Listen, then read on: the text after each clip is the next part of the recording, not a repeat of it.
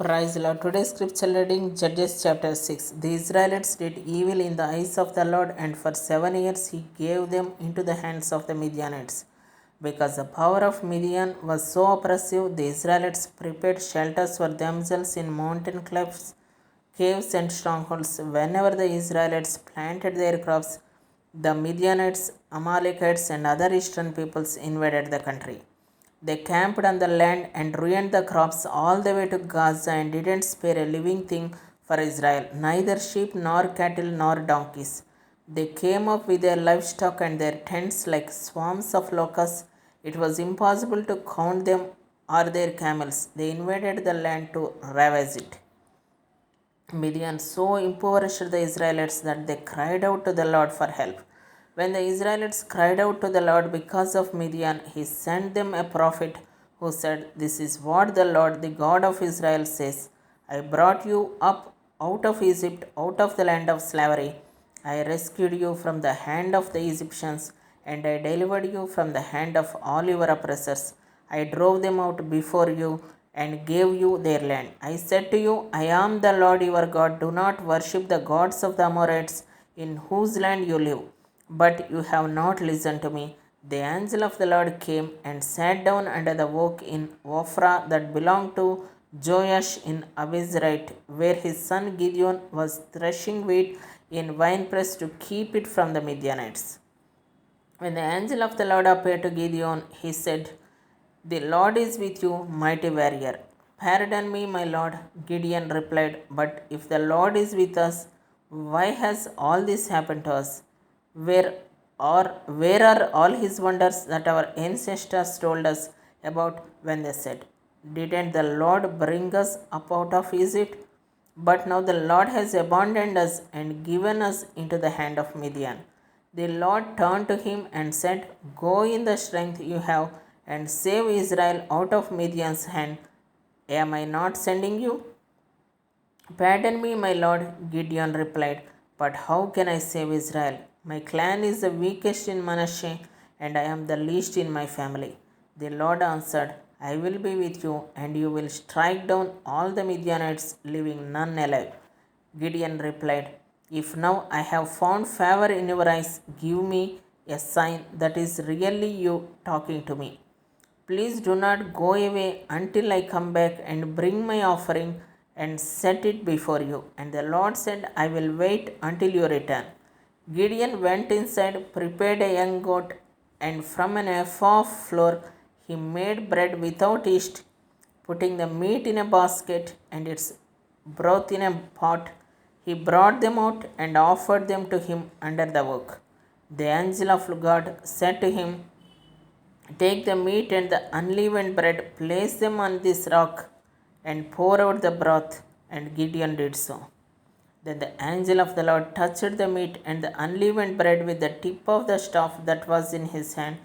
Fire fled from the rock, consuming the meat and the bread, and the angel of the Lord disappeared. When Gideon realized that it was the angel of the Lord, he exclaimed, "Alas, sovereign Lord, I have seen the angel of the Lord face to face." But the Lord said to him, "Peace, do not be afraid, you are not going to die." So Gideon built an altar to the Lord there and called it, "The Lord is Peace."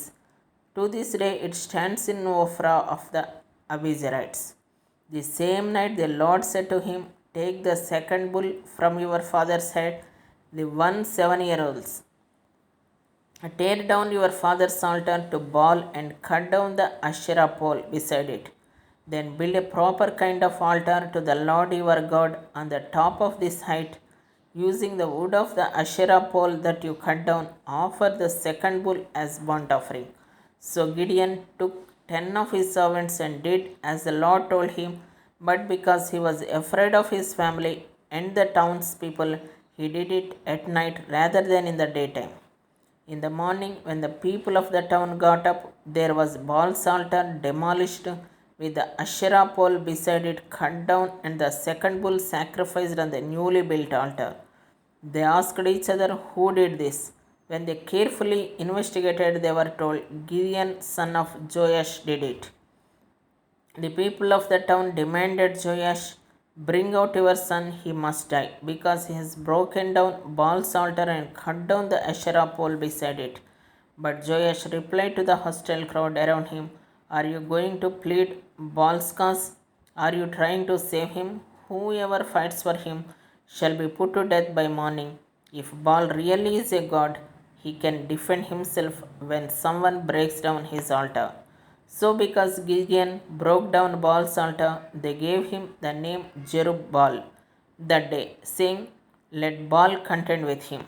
Now all the Midianites, Amalekites, and other eastern people joined forces and crossed over the Jordan and camped in the valley of Jezreel. Then the Spirit of the Lord came on Gideon, and he blew a trumpet, summoning the Abiezrites. They follow him. He sent messengers throughout Manasseh, calling them to arms, and also into Asher, Jebulun, and Naphtali, so that they too went up to meet them. Gideon said to God, if you will save Israel by my hand, as you have promised, look, I will place a wool fleece on the threshing floor. If there is dew only on the fleece, and all the ground is dry, then I will know that you will save Israel by my hand, as you said. And that is what happened. Gideon rose early the next day. He squeezed the fleece and wrung out the dew, a bowlful of water. Then Gideon said to God, do not be angry with me. Let me make just one more request. Allow me one more test with the fleece. But this time make the fleece dry and let the ground be covered with dew. That night God did so. Only the fleece was dry, all the ground was covered with dew. Amen.